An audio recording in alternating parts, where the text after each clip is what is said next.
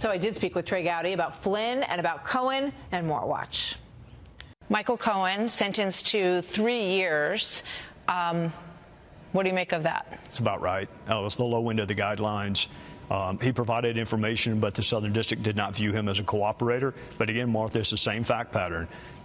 Michael Cohen, the folks who thought he was a liar the day before he pled guilty, and then they think he's the most important witness in the world the day after he pleads guilty. I can just tell you, a jury's not going to believe someone like Michael Cohen. So if your case hinges upon the credibility of Michael Cohen, good luck. So it sounds like when you look at these sentencing memos that came out on Friday and the new information that we have today with regard to Michael Flynn and Michael Cohen, what's your overall impression of the Mueller investigation and how it's going for Robert Mueller? Well, I go back to what we asked him to do, which is find out what Russia did. And until he writes that report, that definitive report, unfortunately for him, no one is interested in that part of his report, except maybe a handful of us. They're all on this breathless indictment watch. I mean, it is stunning that people are reading under black redacted lines, hoping that there is something that implicates the President of the United States. So they've lost interest in what Russia did. That was what he was asked to do. And then the throwaway line was, oh, by the way, if there's criminality, we want to know about that, too. I'm really interested in what Russia did in 2016. I'm also interested in the criminality, but what I've seen so far are false statements, bank fraud, and Comey admitted last Friday, collusion's not a crime, no matter how badly CNN and the Democrats want it to be. Collusion's not a crime. You heard from James Comey last week, and then he will be back on December 17th. When he came out, he was very upset that that was not an open forum. And when he came out and talked to reporters, he said that. He said there's no reason why this shouldn't have been an open forum.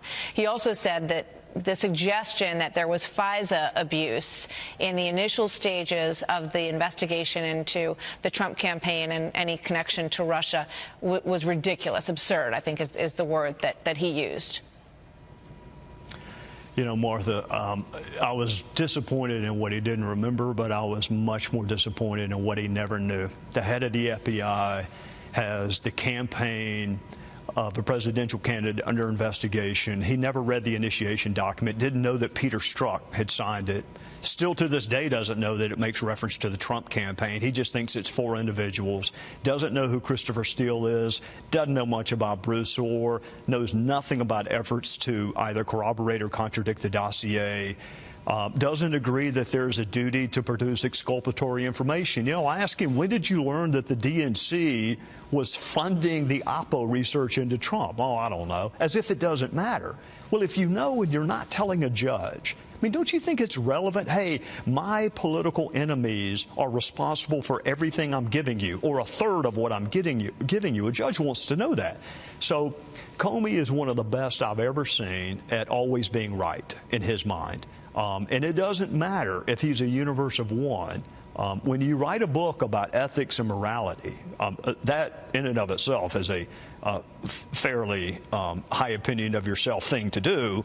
Comey just thinks he's always right, and it doesn't matter if Horowitz thinks he's wrong, and it doesn't matter if everyone else concludes he did wrong. He knows better, so that's what it's like to interview an amnesiac with incredible hubris. Do you believe that he functioned as a political FBI director?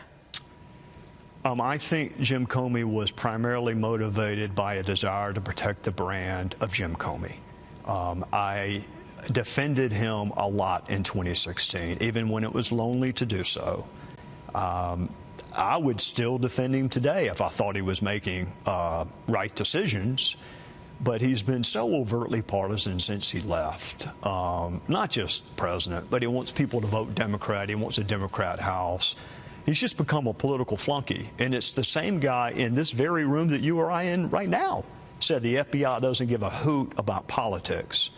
And yet Peter Strzok and Lisa Page and Baker and McCabe, that's who was running these 2 major investigations, and he wants us to believe they don't care about politics. Go read the text for yourself. Go read Comey's Twitter feed and see whether or not he cares about politics. What did you think of the scene in the Oval Office yesterday When President Trump was talking about how he wants to build the wall, he said, I'd be proud to shut down the government over the issue of border security. It means that much to me. And Nancy Pelosi and Chuck Schumer very much wanted to take that conversation private, didn't want to debate it in front of the public. For people who like transparency, there it is. At first, I wasn't sure if I was watching Fox or watching professional wrestling. I've never seen, I've been around a long time. I've seen those conversations back in judges' chambers. I've seen them where, there are no cameras. I've never seen it like that. And it was clear to me that Leader Pelosi did not want to have that conversation in public. But if you're interested in a framing of the issues, the president believes that the wall is inextricably intertwined to border security. And the Democrats are trying to convince you that they believe in border security, but not a wall. What I would love for the president to have asked yesterday is, at one point, you voted for the wall. What changed? Why was it a good idea 5 years ago, but now it is xenophobic and racist and not reflective of our values? What, other than the fact that I championed the idea, what has changed? Do you think it was a political mistake for him to say that I'll own that shutdown? That, if that's what you want, I'm happy to own it. I think there's a pretty good chance they were going to call it the Trump shutdown no matter what he said. Now, Republicans also need to come up with a response that you haven't spent the money we've given you already. That's a pretty good counter talking point. Right. We gave you 1.6. What have you done with that? So it's going to, I don't think there's going to be a shutdown. I didn't think there was going to be one. I'm not sure right now. Nobody is. We'll see what happens.